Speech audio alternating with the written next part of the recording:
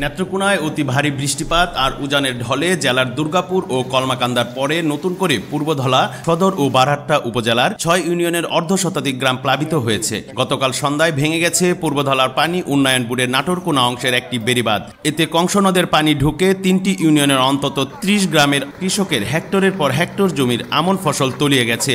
জেলায় বন্যার পানিতে কমপক্ষে ৪০,০০০ মানুষ পানিবন্দী অবস্থায় রয়েছেন।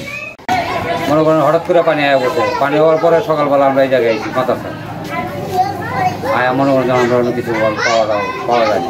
এই যে পানি আমার বোনের বাড়িতে আসছিলাম, ঘরে ধরে পানি তাকে রান্না করে খাওয়াতে পারলো না, ভাত তরকারি রান্না নিয়ে এলাম।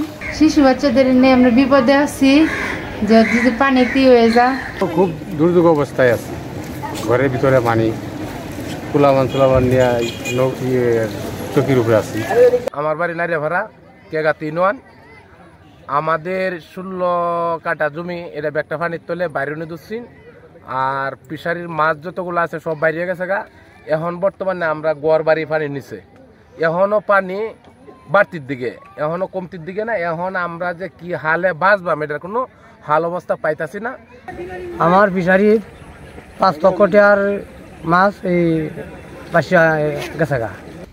জেলার প্রধান নদী দুর্গাপুর সোমেশ্বরীর পানি কিছুটা কমতে শুরু করলেও কলমাকান্দার উবদাখালীর নদীর পানি বেড়েই চলেছে আর স্থিতিশীল রয়েছে কংসের পানি। গ্রামীণ সড়ক ডুবে গেছে। বন্যা কবলিত এলাকায় দুর্ভোগে পড়া মানুষদের খাদ্যের পাশাপাশি বিশুদ্ধ পানির সংকট দেখা দিয়েছে।